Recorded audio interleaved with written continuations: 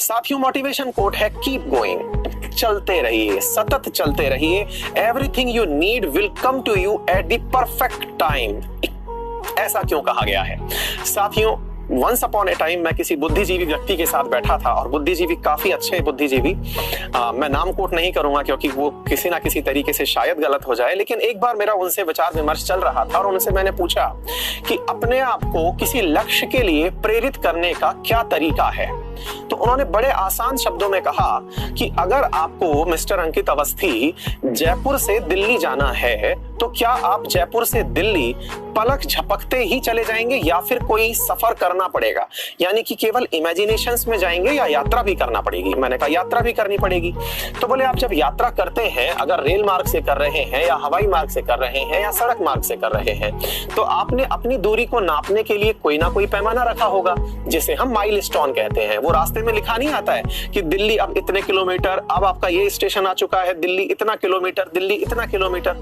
तो साथियों, उनकी इस बात से मुझे एक समझ ड्रॉ हुई कि अपन जब भी कोई कार्य करते हैं तो उसमें हम लोग सीधा सोचते हैं कि लक्ष्य तक पहुंच जाएं, लेकिन साथियों जब हम सफर करते हैं तो हम बाकायदा माइलस्टोन्स को फॉलो करते हुए जाते हैं।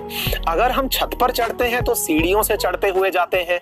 कभी ऐसा तो है नहीं ना कि मैंने एक बार टांग खींची और मैं छत पर पहुंच गया, या मैंने टांग फैलाई और मैं दिल्ली पहुंच गया, ऐसा तो नहीं है। तो इसका मतलब क्या हुआ कि एक सतत प्रोसेस है। सतत प्रोसेस में क्या सबसे इंपॉर्टेंट कार्य है? माइलस्टोन, यानी निर्धारित करिए कि हमें सबसे पहले क्या प्राप्त करना है, वहां पहुंचिए, उसके बाद फिर अगला स्टेप निर्धारित करिए, वहां पहुंचिए। यानी कि आपके लक्ष्य में बहुत छोटे छोटे छोटे छोटे ऐसे जगह होनी चाहिए जहां पर पहुंचना पहले निर्धारित हो, उसके बाद आगे पहुंचा जाएगा। एक बार में ही आप अपने लक्ष्य तक नहीं पहुंच जाएंगे। तो मेरे कुछ साथी जो भविष्य के व्याख्याता बैठे हैं, भविष्य के इस समय प्रशासक बैठे हैं, उनका सपना तो है कि मैं राजस्थान में किसी जिले का कलेक्टर बनूं, लेकिन कलेक्टर के सपने में आपने छोटे छोटे माइलस्टोन भी रखे होंगे।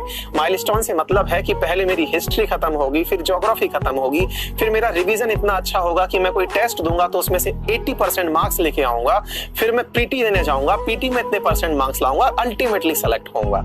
तो साथियों, इसी के लिए यह वर्ड यूज किया गया है कीप गोइंग, यानी कि निरंतर प्रयास करते रहिए, रुकिए मत। आप ये मत सोचिए कि पलक झपकते पहुंच जाएंगे। Everything you need will come to you at the perfect time. जब आपका वो समय निरंतर चलता रहेगा, आप अपने लक्ष्य तक अवश्य पहुंच जाएंगे। ठीक है।